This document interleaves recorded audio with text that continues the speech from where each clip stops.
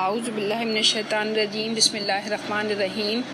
یہ ایک بڑی پیاری سی حدیث ہے جس سے کہ ہمیں پتہ چلتا ہے کہ ہم کس طرح سے اللہ تعالیٰ کو اپنے سے قریب کر سکتے ہیں نا۔ اور یہ حدیث دونوں میں بیان ہوئی ہے، صحیح بخاری میں بھی اور صحیح مسلم میں بھی، کہ حضرت ابو ہریرہ رضی اللہ تعالیٰ عنہ فرماتے ہیں کہ اللہ کی رسول صلی اللہ علیہ وآلہ وسلم نے ارشاد فرمایا، اللہ فرماتا ہے کہ میرا بندہ مجھ سے جو توقع رکھتا ہے اور جیسا گمان اس نے میرے متعلق قائم رکھا ہے ویسا ہی مجھے پائے گا۔ جب وہ مجھے یاد کرتا ہے تو میں اس کے ساتھ ہوتا ہوں، اگر وہ مجھے تنہائی میں یاد کرتا ہے تو میں بھی اسے تنہائی میں یاد کرتا ہوں، اور اگر وہ مجھے کسی جماعت کے ساتھ بیٹھ کر یاد کرتا ہے تو میں ان سے بہتر جماعت میں اس کو یاد کرتا ہوں۔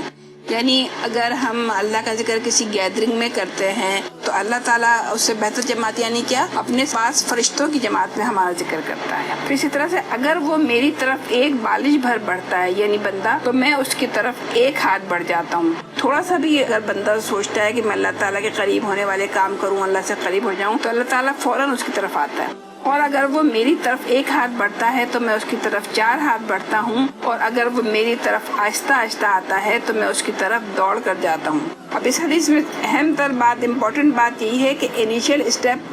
بندے کی طرف سے اٹھنا ہے، یعنی جو اس میں 4-5 طریقے بتائے گئے ہیں اللہ کو اپنے سے قریب کرنے کے، وہ اسٹیپس ہمیں پہلے خود اٹھانے ہیں کہ ہم خود اللہ کی طرف بڑھیں گے، اللہ کو یاد کریں گے، اللہ کی طرف چل کر جائیں گے، تو اس کے جوابی طور پہ اللہ تعالیٰ بھی ہمارے قریب آئے گا نا۔ اور یہی بات قرآن میں بھی ایک جگہ اس طرح فرمائی گئی ہے نا کہ اللہ تعالیٰ تو تمہاری شہرک سے بھی زیادہ تمہارے قریب ہے نا۔ تو اللہ تعالیٰ مجھ کو اور آپ کو اور ہم سب کو اللہ کا ذکر کرنے والا بنائے، اور اپنے اوقات جو ہمارے فارغ اوقات ہوتے ہیں اس میں ہم اللہ کا ذکر کریں، بجائے سے کہ ہم کسی فضولیات میں مشغول ہوں۔ صدق اللہ العظیم۔